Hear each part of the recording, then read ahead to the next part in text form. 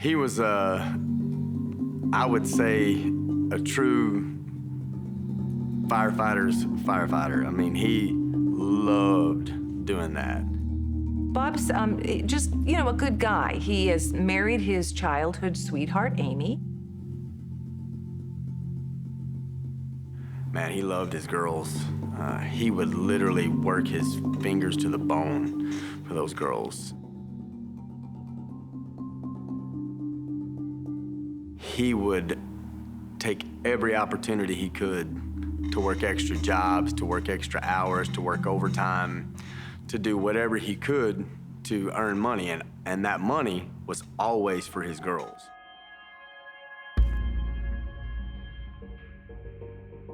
Chacey Tyler Mormon is a 20-year-old nurse's aide, and she's a flirt. She's been hanging around Bob's fire station, checks to see when Bob's gonna be there, makes sure that he sees her, and little by little, she worms her way into his life.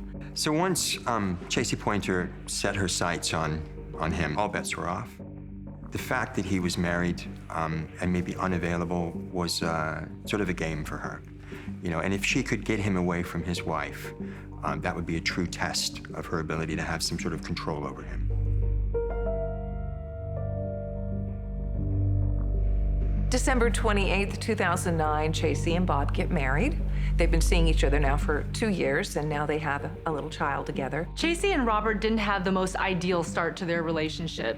They started off as an affair. She got pregnant very quickly, and I think that really locked down the relationship much faster than maybe both of them were intending. So what had started out as a fun fling really turned into a huge responsibility on both their parts. She was a very manipulative person, a very materialistic person. I mean, when you looked at her text messages with Robert, it was one big purchase or vacation to the next. That's how she seemed to live. It was like, what's my next big purchase? What's my next vacation? That's kind of how she lives.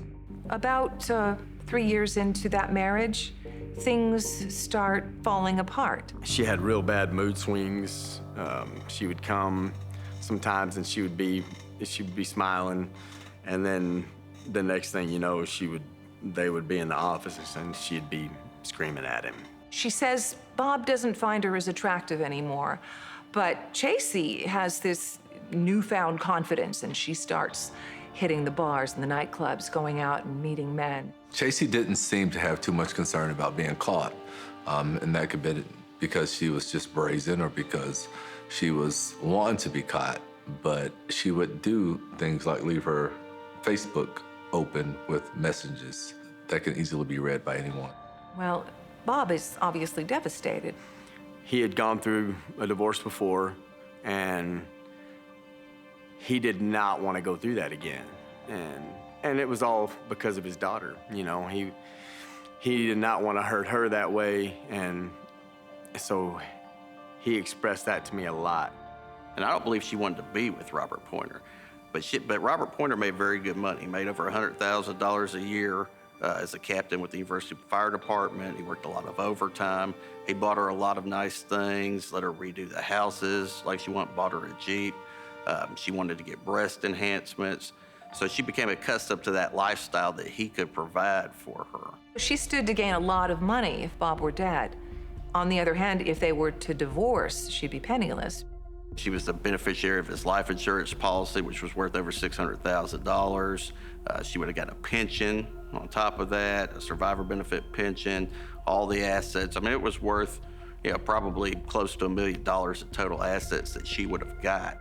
And she talks about wanting him dead in multiple of these text messages to all these different men. Chacey Poynter used this sort of damsel in distress tactic. She had all these lovers, and she let them all know that her husband was being abusive.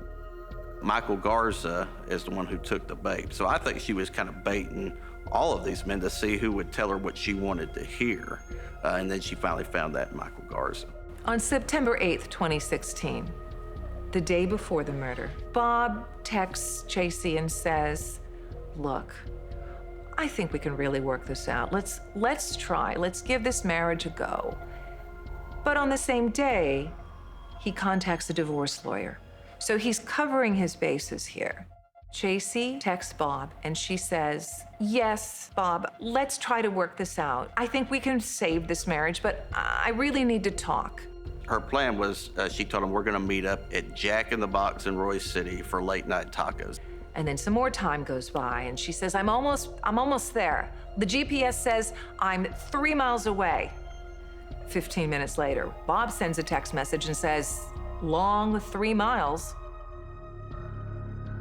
All of this 2 hours worth of texting back and forth, this little game of hers, she never had any intention of meeting Bob at a restaurant. She's actually been having sex with Michael Garza all afternoon, all night, and they have a plan. And she drives out to this old dirt road, untamed road out in the sticks, and she texts Bob and she says, Bob, my Jeep is stuck in the mud. Can you help me? So she knew that this damsel in distress tactic, that this would, cause some distress in him, and that she would be able to lure him to wherever she needed him to be to get the job done. She walked him down that road. Hand in hand, walked him down that road, that distance, knowing what was coming for him. He goes to climb in and boom, Michael Garza had been inside lying in wait with a shotgun, and he blasted Robert in the temple.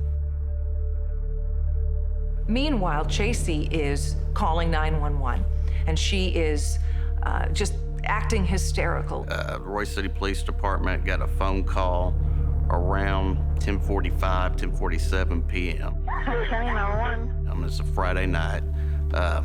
Lady, they could barely hear anything. She's running. They hear her breathing heavily. They get a ping from the 911 where her cell phone is. It's off County Road 2595, which is just south of the Royce City High School. Okay, calm down. Where are you at? The county road doesn't even really appear to be a county road. It looks more like a field. They're on scene less than 3 minutes. Miss Poynter. Yeah. You okay? Yeah. Okay. I just keep see his face. Right. Once they got there, they immediately made contact with her and their body cameras were rolling. We've been having problems, and I was coming to meet him at the Jackson Box so we could talk. Uh-huh.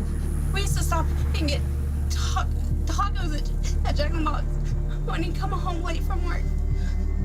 When I went off the road, that's when I called him and I said, I need you to come help me.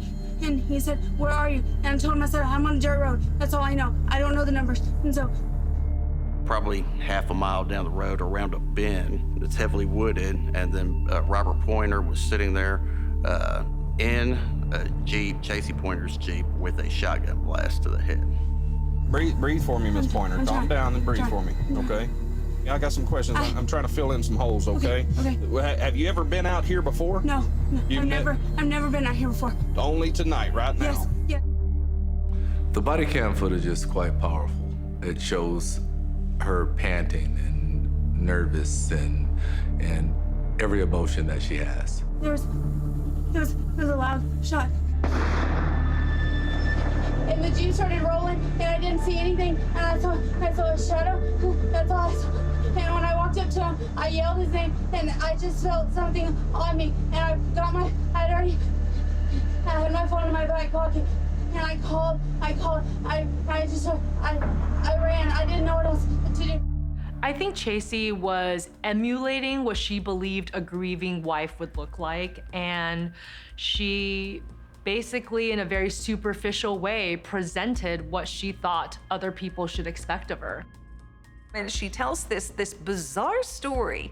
She claims that her truck got stuck in the mud and that her husband came out to rescue her, and all of a sudden, out of nowhere, this guy comes out with a gun and shoots him. It isn't adding up. It doesn't make any sense. She was taken to the police station about 2 in the morning. Once she got there, her story changed pretty quickly. Then she admitted to her affair with Michael Garza, admitted that they had had sex the day of the murder, and said, I don't know, maybe he did this. But then she admitted to a plan of what they were gonna do after the fact, which was gonna be to burn the truck that he was in. Michael Garza was gonna have to leave the state for a while, lay low. Garza was a truck driver, and he immediately went on the run. But after he found out that the SWAT team had raided his home, he turned himself in.